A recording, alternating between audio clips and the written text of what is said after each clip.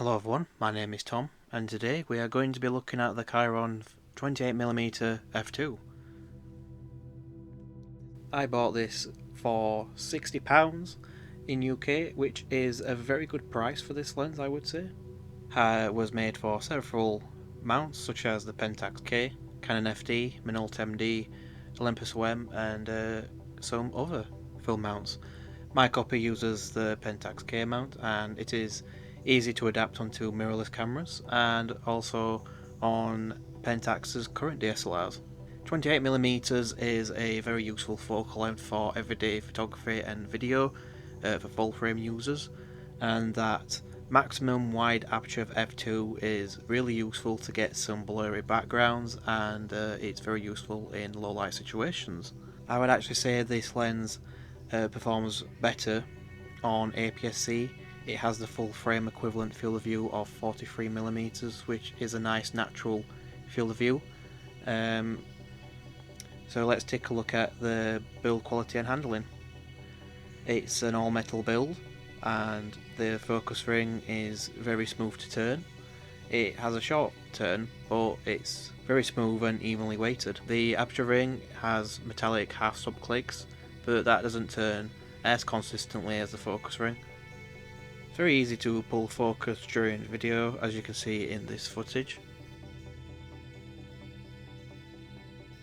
The lens flares on this lens are quite strong, and they do improve as you stop down, but I do quite like the flares on this.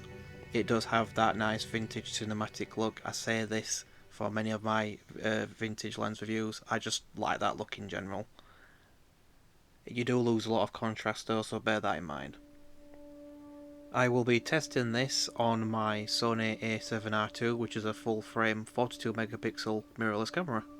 At f2 the centre sharpness is actually quite good, however the sharpness quickly falls off in the corners where they are very soft, murky, lacking contrast, and are very dark. Stopping down to f5.6 improves the image overall quite drastically and becomes very usable. The sharpness peaks at f11 where sharpness looks very good.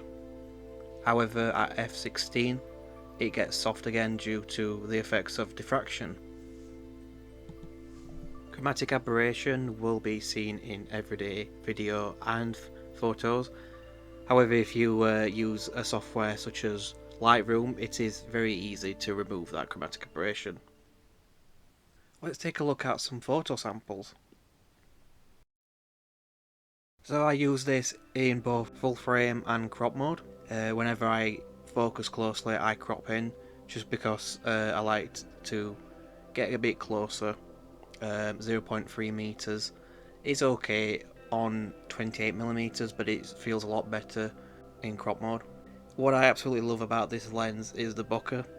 You can see there is a lot of soap bubble bokeh, and it's even more wild in the full frame mode, and I think that gives it a lot of character.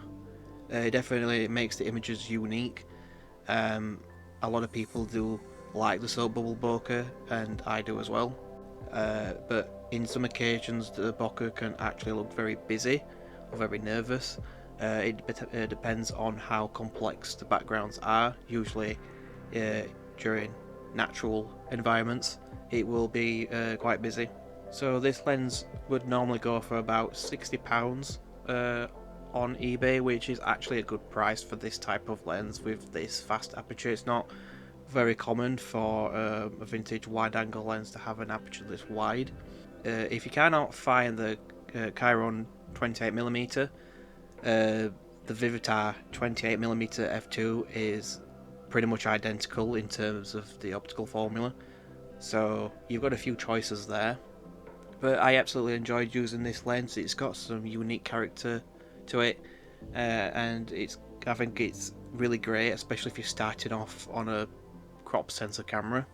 And I really enjoy the character of this lens just because of that bokeh. I think that's a big selling point for this lens, and the fact that it has such a wide aperture, so you will be able to use this in low light. If you've got an APS-C sensor, that is very helpful, or if you're using a camera such as the Sony a7S II, you're going to get some really nice low light shots. so I would highly recommend it. If you enjoy this video, make sure to subscribe for more vintage lens reviews, and I will see you in the next video.